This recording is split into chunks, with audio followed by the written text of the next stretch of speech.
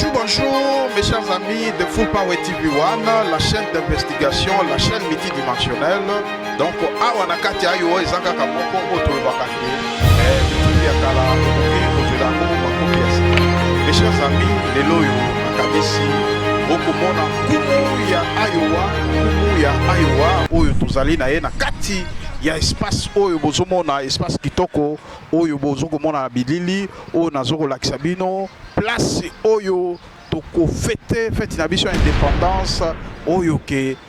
bandeko tango nyonso fête oyo yaka tokanisaka bakoko na biso oyo bamonaki pasi mpona komérite indépendance oyo de namoni ke ekoleka boye te.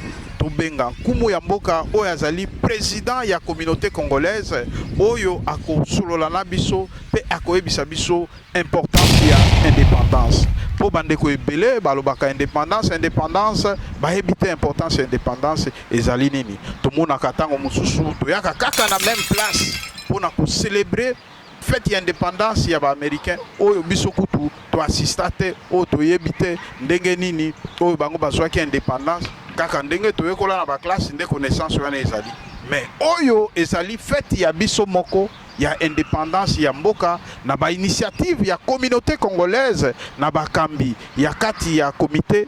bazwi ba initiative kitoko oyo ya kosangisa lisusu ba congolais po bameka ko réfléchir par rapport ya fête na bango indépendance. Alors sans plus tarder toko pesa maloba na président ya communauté congolaise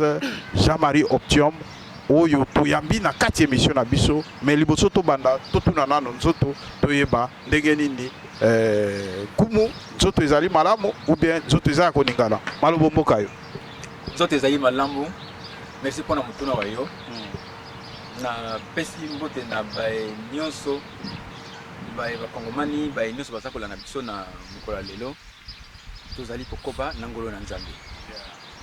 Monsieur le Président, vraiment, tout ce pays pour que il faut zaka na nzoto makasi parce que communauté zaki penda ya kokufa o to monaki que vraiment communauté zalaki to koikoloba ke ezalaki na morgue yo komi lokola ndenge balobaka Lazare sort et Lazare est sorti. Donc ça veut dire que tout le monde a moins souffle comme la communauté, l'activité au Kanakate ou au Rezonakate comme on a les loyaux, au comme créer l'activité, makambo belé, organiser communauté tina niveau ya kuzwa carte ya membre. Finalement, biso tozali na sengo ya komona ke ba initiative oyo kozwa na bandeko o tozana bango bakambi na kati ya Lingomba. En tout cas les Congolais nyonso ya yo bazali d'accord mais secret na yo nano ezali ndenge nini ndenge tokomona ke quelque part malgré nyonso malgré ba critique malgré nyonso ezokoleka mais yo ozoko tenir toujours secret ezali nini et secret ya magie ezali ezali nano confiance confiance oyo équipe oyo ngana za ko travailler na bango to pesani kati na biso de confiance oyo ezali ya epai na biso to pesi na communauté yango nde confiance tozali kozwa retour kokuta na communauté nde kozonga epai na biso yango nde ezali créer complicité entre biso na communauté ya solo na komona ka communauté ezalaki ya kozala mwa malili moke tango équipe esili kokota équipe na biso tolukaki koepingle baproblème nini mpenza oyo eza kolalisa communauté nde tomonaki yango ezalaki baproblème misato ezalaki problème ya confiance na badirigeant ezalaki lisusu te ezalaki problème ya visibilité communauté azomonana te ezalaki problème ya baclivage bloc du nord, bloc du sud, bloc de l'est, bloc de l'ouest. Yango nde salaki lelo yo avant to kota na kibokonzi ezalaki akokana bandinga moko bazalaki d'accord te bamibendaki po bazala à part entière. Mais courage ezalaki na biso makasi komona ke malgré bandeko baki tomeka kosala eloko moko oyo ndenge etikali lokola bamusicien orchestre recruter un musicien bakei mais yo zana eloko wana na lupemba donc aura ora komona kaka ocréer yango parce que yo moko compositeur yo moko chanteur yo moko boyi bango bakei mais yo banzemo eza koya composition koya alors baninga mosusu bakoya etelemi kaka yango nde vision tozalaki na yango ezalaki vision wana ya kotelemisa communauté na lolenge ya visibilité tozali na monde ya technologie visibilité elingi koloba kobima te communauté oganga non visibilité ezali na mikanda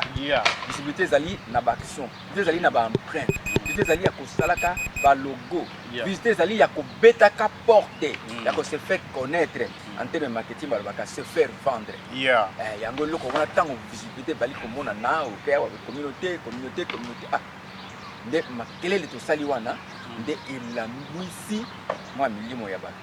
et confiance oyo tosali nango ke transparence na bambongo na bacotisation na biloko nyonso nde pesi espoir na bato ke non $1 na ye atie cotisation yango ekomi na muntu oyo bakandelai kopesa epesi confiance na population bazonga vers biso mpe équipe tolobi bacritique bafélicitation banini wana nyonso totie yango tozwi yango positif ntango moto alobi eza tozwaki yango d'équipe na biso tozwaki lokola sonnette d'alarme c'est-à-dire oza kotambola yo moto agangi c'est-à-dire likolo eke mopanzi ozongi na nzela mpona nini agangi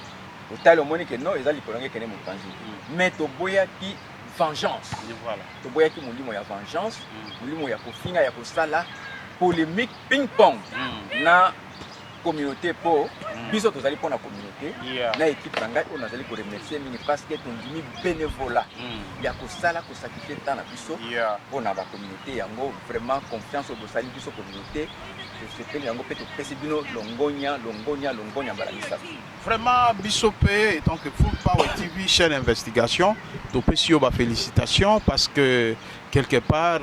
oza vraiment moboti oyo tokomona ke vraiment ndenge ozokokamba communauté tosatandaki nango te bato mingi bazali désintéressé na communauté par rapport ya komona façon communauté ezalaki kaka soki bato bakufi ekomaki lokola bateki cercueil soki bato bakufi directement nde toyebi ke communauté existaka mais lelo oyo tala tokofete fete ya indépendance moto moko akufi te eloko moko te toye mpona kocélébre kofete fete na biso ya indépendance nde biso tolingi mpe bandeko bakolanda biso en tout cas bapesi yo mpe merci mingi ngai nazwaki bacoup de fil euti partout New York ainsi de suite na bavideo tosalaki balobi vraiment eza na bandeko mosusu mpe bafandaki awa bamouva bakuma na New York balobi ke nous on s'attendait pas que communauté koki kozala résister na Iowa parce que quant à eux babandaki komona biso kwa bafantôme alors vraiment mes sincères félicitations donc félicitations ezokoluta directement la motema eza ya maloba te mais président moi motuna ndenge tolobaka ke motuna mpe eza lisasi te tokomona makambo minene oyo bino bozoko organiser na kati ya société cotisation esalamaka te financement na bino ezokoluta wapi mpona koorganize makambo minene oyo kesi ya communauté ezali vide mais malgré que kesi eza vide mais nayebi te soki ezali vide mais ekozala mpe question na biso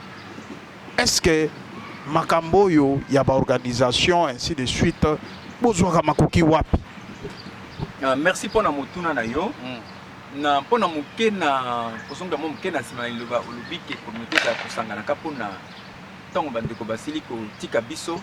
ezali mokano na nzambe moto moko te akoki kolinga bandeko bako biso tosangana mais mokano na nzambe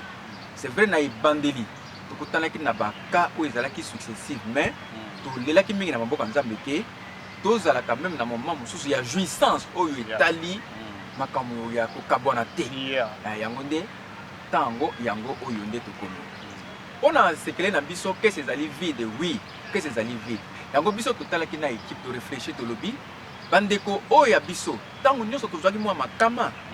bandeko batiaka mwa loboko na libenga mpona kosunga communauté a faire face na baéventualité wana sikoyo biso toza kosala existence tosenga obele bango bosala liso cotisation mpo biso tosala fete eza lokola ye aza komibimisa mbongo mileisa lisusu tolobi te tokosala quelque chose yango na visibilité oyo nayebisaki yo yango na kobeta na ndenge ya biblia to na ndenge ya maloba nzambe tokoki koloba clé ya déverrouillage c'est-à-dire tobeti Matthieu 7:7 balobi beta bakofongola yo senga ekopesamela yo yango tolobi te tokende tobeta baporte tosenga totuna na bato totuna nyonso wana ekoyando mwa makoki mwanda mabato oyo bayebi biso oyo bipaikani tolekaki bazalaki convaincu na maloba na baaction oyo ndenge bamoni communauté ezongi kolamuka nde balobi tokosoutenir bino yango nde ma force na biso makoki na biso ewuti obele kuna kasi biso tolobi te biso na communauté tokokabula yango te na comité tokoretrocéder yango na population yango nde nyonso wana ezali tokokabula likuta lomeya moko na communauté te tokosoma obele mai obele jus obele nini nde tokopesa na communauté mpona koyokana kocélébrer fête na biso ya indépendance oyo yango bandeko bakolia oyo nyonso emonanaki tosaleli yango mpona bango ezali ya bango baya komela baya kolia lokola na français balobaka il y aura à manger et à boire. Président vraiment opesinga mali na nzoto parce que ntango mosusu tomonaka ke bandeko bakambaki biso balukaka nde mbongo euta na population mais ndenge nini yo okoki kosala ke eloko oyo osali oyo même biso toyebi te bajournaliste directement osali barécolte na kati ya communauté na bandeko mosusu oyo mpe bozokamba na bango elongo ke mbongo wana erevenir mpona esengo ya bato kutu bayebaki ntina te finalement wana ezali politique ya koluka popularité ou bien ezali eloko oyo vraiment ke moto amesana na kosala bolamu ezali eloko moto amesana kosala bolamu na sorte ke ntango nyonso oyo biso tozali na ntina ya kosala likambo songolo batunaka ezali na eloko mosusu papa posala ekosenga conseil ya bato eloko mosusu ekosenga mayele na ozali na yango bato bayebi biso ke oui ezali réalisable to ezali réalisable te alors ezali na français na lopoto nde babengi bapartenaire c'est-à-dire bato yo okende osenga conseil nde tobengi bapartenaire eloko ezalaki kozanga na kati ya communauté na biso ezalaki partenariat c'est-à-dire ntango partenariat ezali moto alobi ngai nakoki kosunga bino na eloko songolo ngai nakoki kosunga bino na eloko songolo nde tolobi tozangi eloko oyo tozali partenariat na ye asungi communauté nde tolingi tolobi asungi équipe na biso te mais asungi population oyo akamaka biso na ntango ya bevelema yango tolobi ki partenariat wana ezali mpona bino communauté ezali mpona biso équipe te biso bénévolat yango nde oyo nyonso mwa mai mwa nyonso oyo ewuti pa partenariat tokotia na libenga na biso te tolobi tozongiseli bango oyo na lopoto bapoliticien balobaka rétrocession toretrocéde yango na kati na bandeko zwani yango mela mona lia sepela président nakanisi bandeko bozokolanda biloko etika kosalama te tolobi ke okende kozwa mbongo na libenga nganga nayebi te ifosala bamagie soki ya ndenge nini ndenge biso tolobaka toujours na émission na biso mitifi ya kala okozwela yango makofi ya sika tomoni lelo oyo ke président ya communauté congolaise na équipe na ye mobimba baza kosala mosala malamu tala makambo biso toyebaki te ya barécolte oyo bango basalaki mpona événement ya indépendance lelo babimisi yango na posa mpona kosala ke population bandeko nyonso oyo bafandi na kati ya etat oyo biso nyonso toza bacongolais tozala yebi mais moi question moke toza awa communauté eza divisé en deux mais ntango oyo tokomona ke succès oyo ozokosala na kati ya communauté bandeko nyonso bakomi osepela bakomi omona mwa sens ya communauté ezongi bato bakomi quand même na mwa respect bakarte ya bamembre ainsi de suite donc finalement président yo osimbaki mwa lititi te oyo obouge mpo olakisa bandeko balekaki bamona mpe ke ben ngai mpe nazali mpo en rien du temps communauté ekoki kozala na visibilité eza nango lelo te eloko nini osimbi omonaki mwa moto ya maseke obe ndenge eloko likanisi ezali malamu motuna na yo motuna ya carte de membre ezali boye tozali na monde tozali na amérique mboka oyo ya technologie développée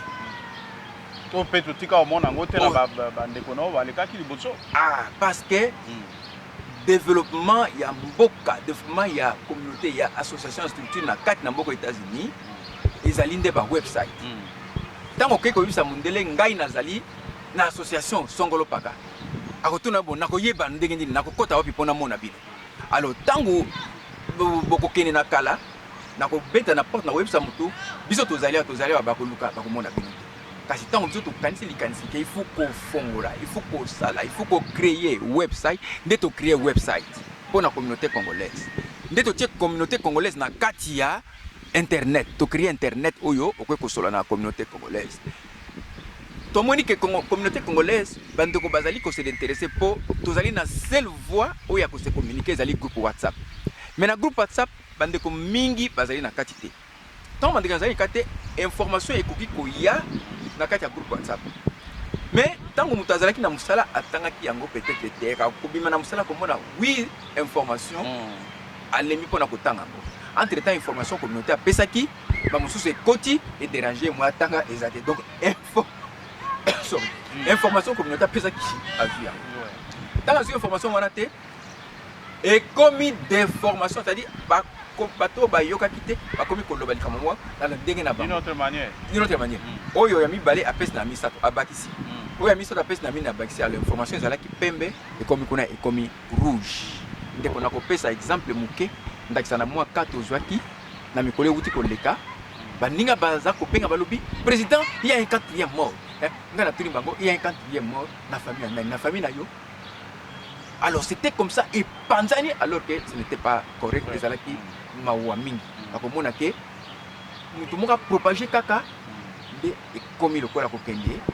yango de zalaki mabe parce que batu tozali connecté te na eloko mo izo pesa information yango toye ko zo mokano ya ko créer messagerie oya ko tina information na mutu azo yango na téléphone na ye batu zo bazo information ndenge moko na l'air moko comme ça mutu ko pota sur ninga azalité.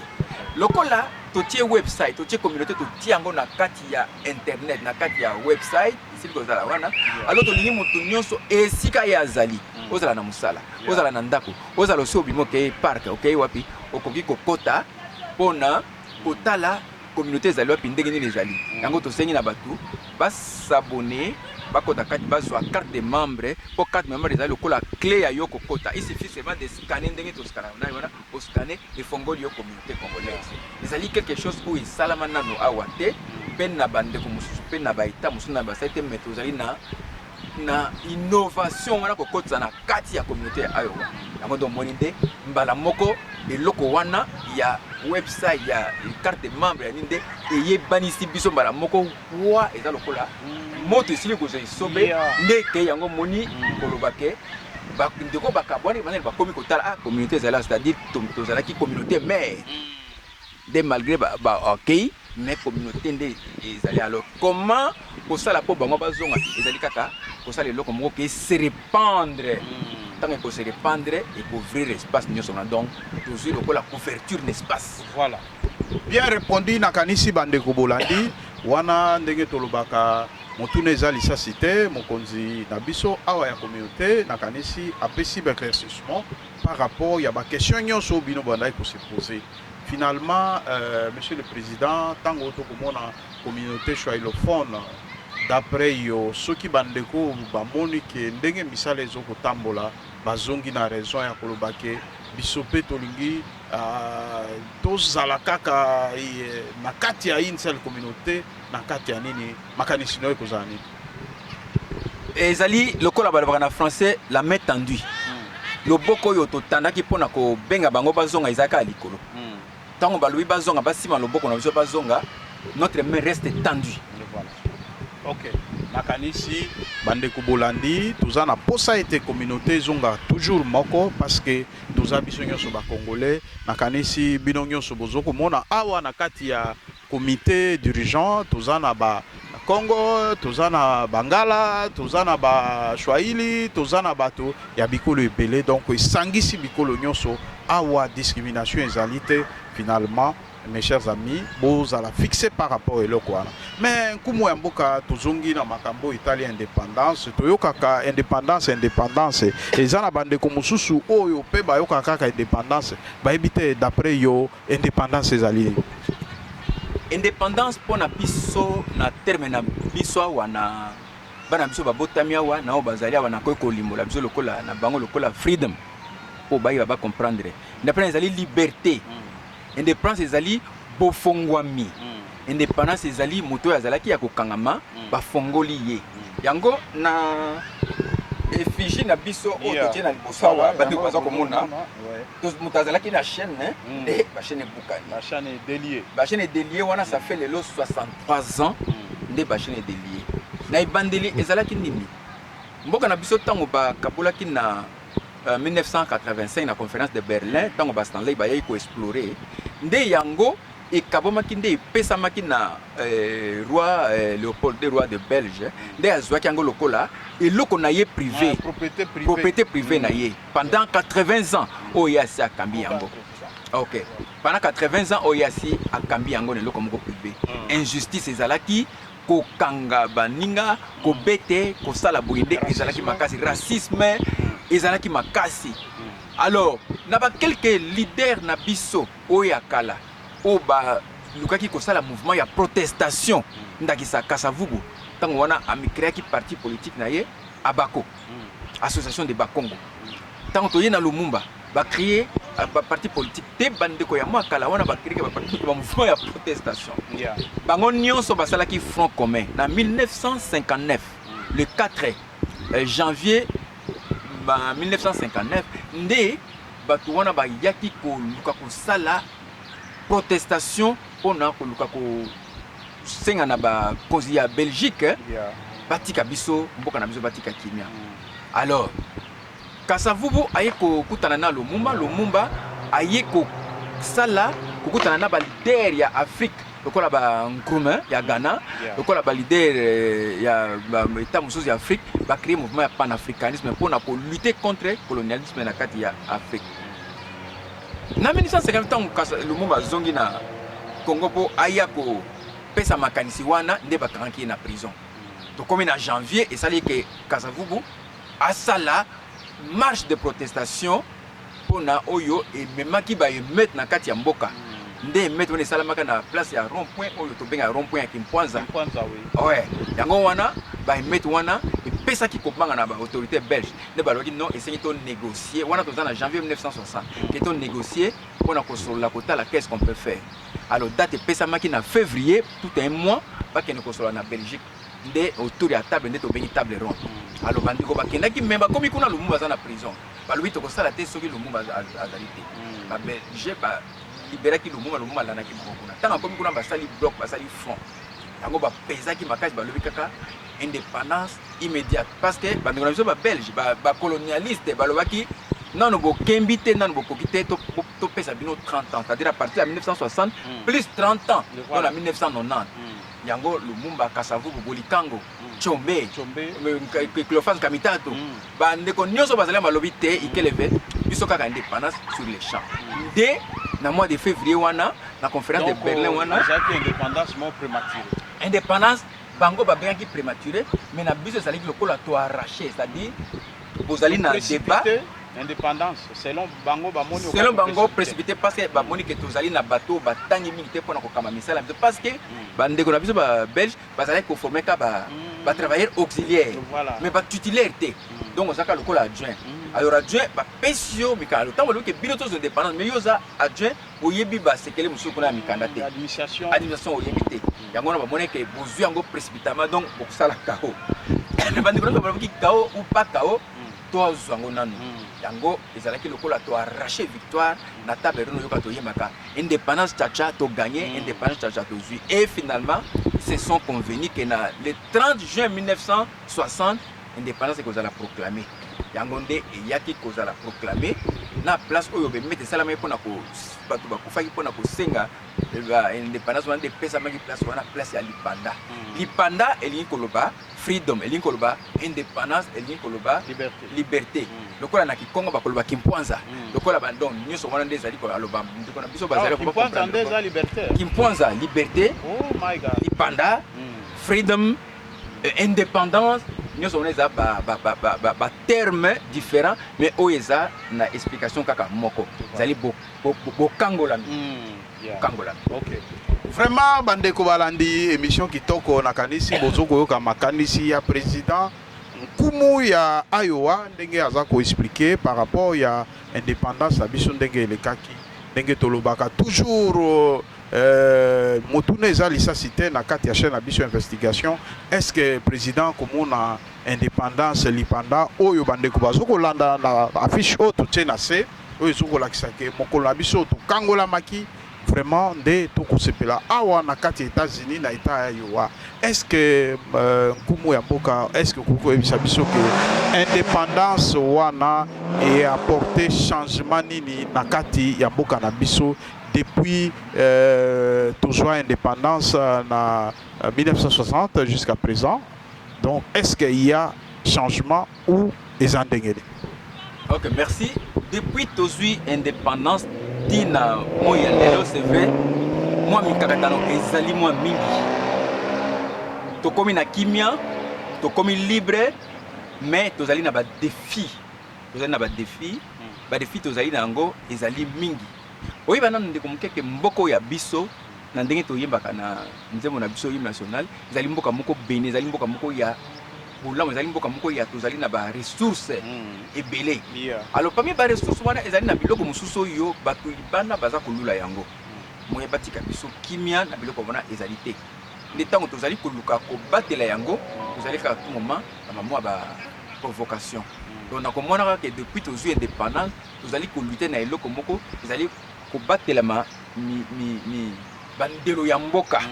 yango nde ezali problème majeur oyo ezali kozwa biso kobana na baprésident nyonso babanaki ti lelo tozali na problème makasi ezali bandelo ya mboka kobatela yango mpona mwa ndambo ya mabele na biso te elongwa ekende na bandeko mosusu ya bapaya e mboka na biso mpe Congo bandeko bakoyebaka ezali mboka moko ya liboso na kati na Afrique na monde te na Afrique oyo ke tozali entouré na 9 voisins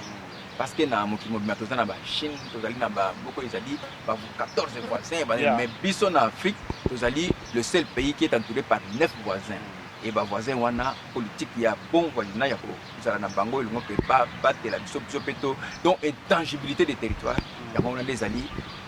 loko ba président nyonso bazali komeka alors ba président nyonso bakoti kobanda Kasavubu kobanda Mobutu ti toya na Mzee Kabila Joseph Kabila ti lelo yo na Félix komba na bango ezali moko ezali kaka intégrité du territoire na ndenge ezali kosenga ya vie sociale ya vie ya nani wana ezali kotala pe dégradation au fur et à mesure et que ba temps oyo ezali na économie ezali même mboka il s'est dégradé que moi mon cas parti ya 1990 na ba suite na ba pillage et ça là que le cola et bon moment ba compagnie détruire ba investissement ezali na kati ya mboka alors kina wana ba investir ba kenaki batikala ko zonga te pona ko zonga ko telusa ba compagnie na bango ndepesa ki mo chômage ni sala donc maintenant ezali biso moko bana mboka to teleme pona ko luka ko sala ndenge na ko telusa mboka na biso ekele biso ko soki biso to tomite soki biso tempe na ko ya ko tongela biso yango nde likanisi moko ngana zwaki pona ko sala indépendance na biso na lobby en tout cas indépendance États-Unis sala makana parc oyo ya Coralville là comme na bango la police cité de Coralville la Rex Center que biso to liko sala indépendance awa ba lobby indépendance awa vous allez biso déjà to kanga place depuis 2 semaines na lobby oui mais vous allez communauté il y a ça ba lobby OK pour la toute première fois des communautés sengi to accorder mais montrer de quoi vous êtes capable bon l'accabino culture na biso yango na to sengi na bandeko mokolo wana ya indépendance c'est quoi ya vendredi le 30 et allez jour ouvrable kasi samedi le 1er bandeko boya tozala elongo tozala wana tokosenga na bandeko po base balemba te basala na mwa chaise na bango voilà oya koya na famille po avandi atelemi atambole mais quand même azana esika kovanda ozana mwa biloko bana balingaka okoye koya nango mais biso communauté oyo tokopesa na yo ezali donc bandeko vraiment insister parce on a poyé sa bandeko na émission que vraiment bandeko ba ko moi ba kiti ndenge to memaka ba kito ya ko vandela otala ba feu d'artifice bandeko pe ba ya lolenge wana pona ezali ya biso soki biso to sakina na ko salela voilà vraiment nakanisi bozui précision to komi presque na suka émission na biso na président ya communauté congolaise na asio bozui quand même briefing ya makambo ndenge nini ekozala mais ntango olobaki bapartenaire ainsi de suite mokolo wana bapartenaire oyo nani oyo bazali invité na kati ya cérémonie wana na kati ya feti ya indépendance est-ce que okoki mpe kopesa biso mwa bakombo ya bapartenaire oyo bakoki koassiste na mokolo wana? tozali na partenaire na biso ya liboso compagnie lokola Tyson oyo esungi biso ekosunga biso na biloko kolia na biloko mpe ebele. Tozali na partenaire na biso lokola baunion basyndicat oyo mpe ezala kolite mpona droit de travailleur mpona koyeba lolenge kani batravailleur bazali kotravaille mpe bazali kovana bien-être ya batravailleur. Tozali bapartenaire oyo ezali kosunga biso na sur le plan technique, sur le plan technologique, informatique. Par exemple, eloko oyo osili komona lipanda papier oyo eloko oyo osili komona bapolo eloko oyo osili komona papier oyo mpona kozwa design oyo ezali faut kene na bamindele po basalela yo mais ntango tozali na bana na biso moko batangi classe na bamindele baye kosalela biso ezali lokumu mingi. Tozali na bapartenaire na biso oyo lokola baconseiller bazali koyebisa na communauté voilà tambola boye sala boye nde yango wana bango nyonso wana namba oyo mosusu te tobengi bango tozalaka mpe na contact na bacommunauté mosusu bande koyebisa bango ke en tout cas tozali kotambola boye mpe tokobenga mpe bacommunauté mosusu bakoya ya Afrique ya monde baspanish balibérien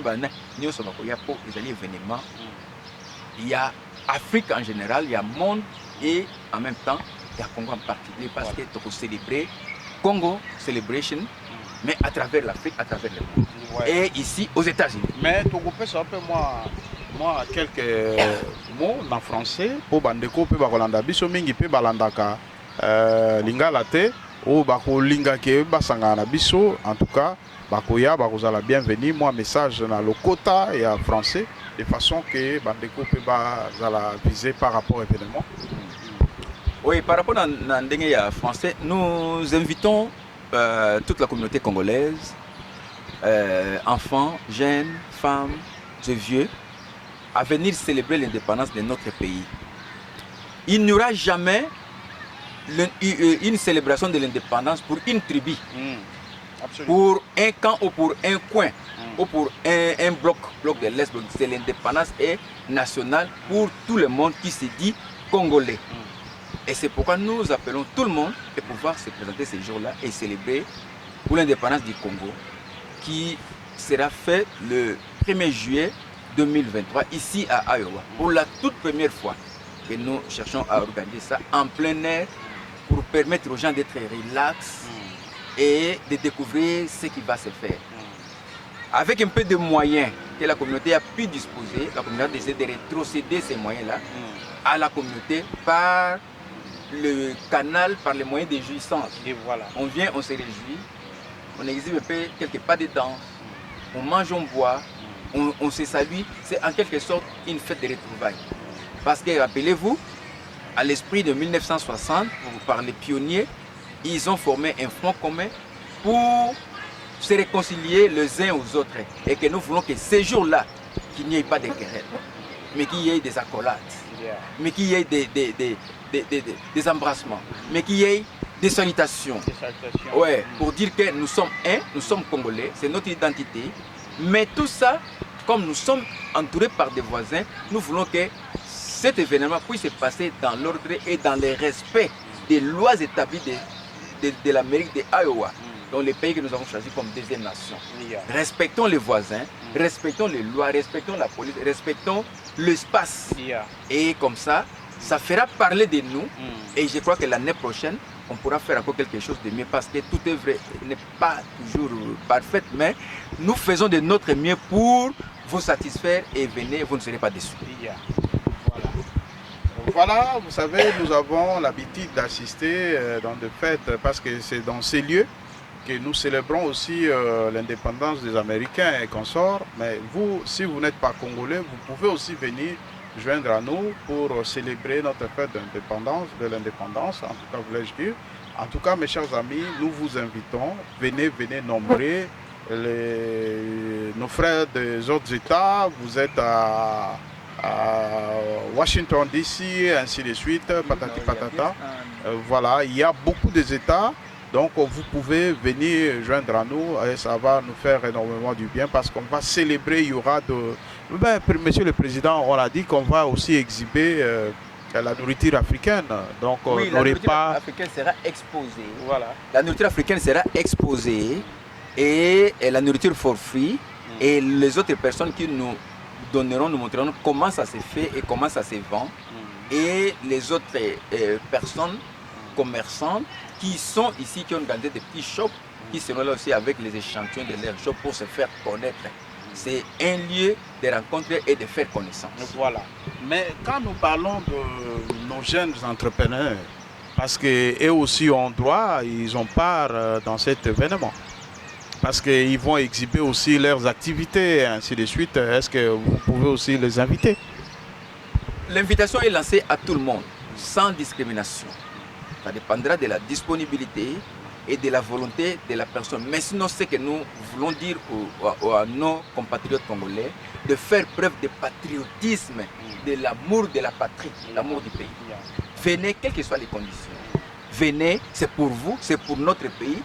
Toi et moi, nous appartenons au Congo, nous sommes Congolais. Voilà. Est-ce que vous pouvez dire quelque chose en anglais, en un mot? Là, non? Vraiment, ça c'est bien compris. Mes chers amis, Wana Boutikolanda, président de la communauté congolaise, où il y a Pessibiso Lumière, par rapport à Makambo, au Totikoloba, l'activité que vous allez appeler, que vous allez ndeko na biso ba ko exhiber ba ya ba danse mabina na biso ya mboka tokomona biloko na biso oyo tolambaka na kati ya Congo ba ko exhiber tokomona jour wana tokolia bio.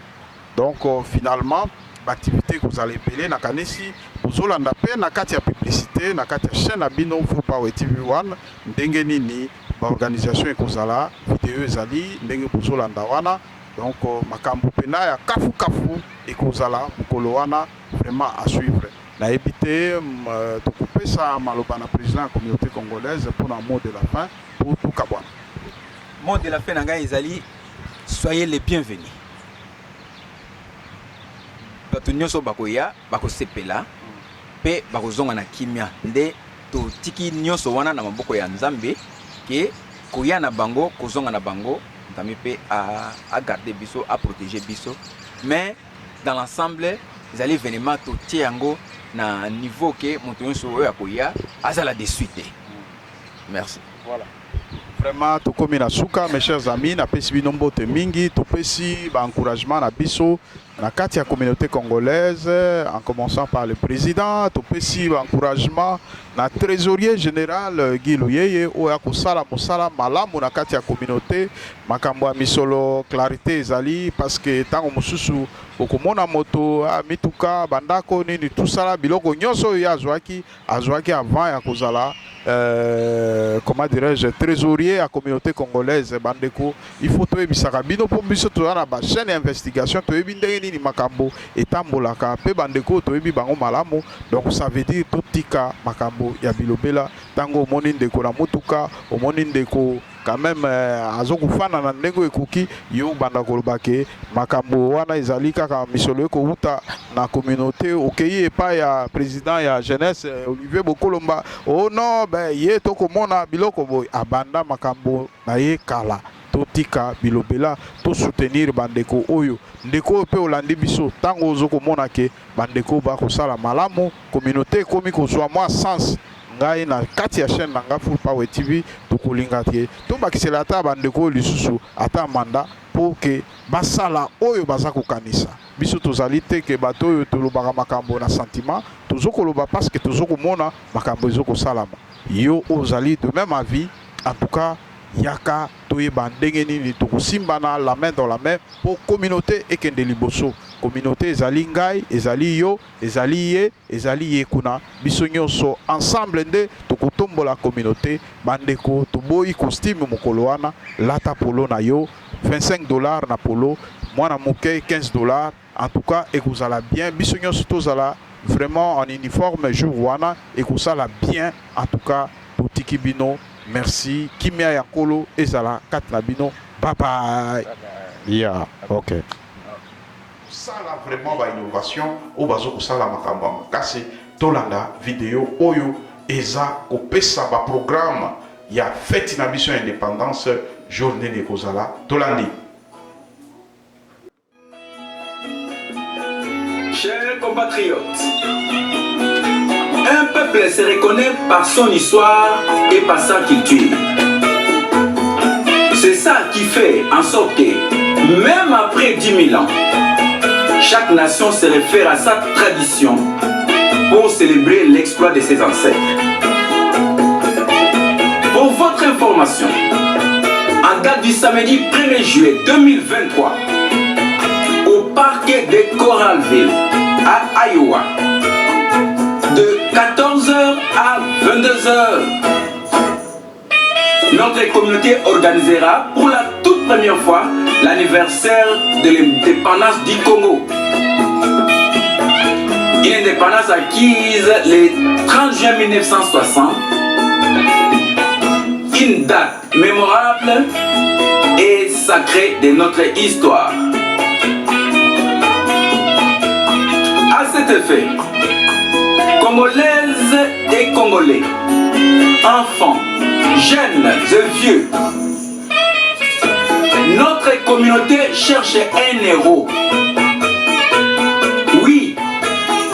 un héros comme Lumumba, celui qui portera les couleurs nationales ces jours-là et étaler notre culture en public, à savoir la danse, le mode, la nourriture et d'autres talents. Et cet héros, c'est toi. Vive les Lipanda, vive la patrie, vive la nation, vive l'Afrique.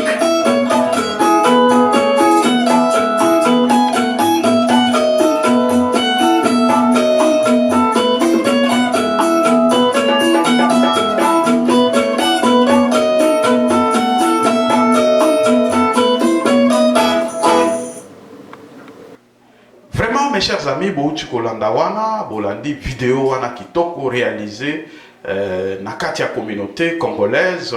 moto ya Azokoloba wana, Azoko pesa ba directive, ko pesa communiqué zali président Jean-Marie Optium ya communauté congolaise oyo azako pesa bino jour ba activité nini kozala ainsi de suite bandeko oyo pe batekaka bakwanga batekaka babiloko bazali nini toko présenter babiloko na bino il faut bo mema babiloko wana Full Power TV ya kozala wana pona ko valoriser culture congolaise. En tout cas mes chers amis, yo otongaka yo osalaka boy yo za jeune entrepreneur, il faut osala parce que bo exhiber biloko na bino po ilakisake na kati ya mboka oyo tozali ba valeur ezali. Donc au pub oyo tosali yango uniquement pona ko valoriser ba talent ya ba congolais na kati ya beta oyo tozali. Mes chers amis, yo koloba teke o nga na yoka kite Full Power TV alobi apesio programme oza doué na situation moko boy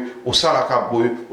boy na construction na ceci là. En tout cas appel oyo ezali pour tout le monde na bengi bandeko ya seda rapide oyo bako zala pe na kati ya fete wana to fete ensemble oyo za na capacité eloko tel oyembaka osalaka boy na ebite organisation to kotuna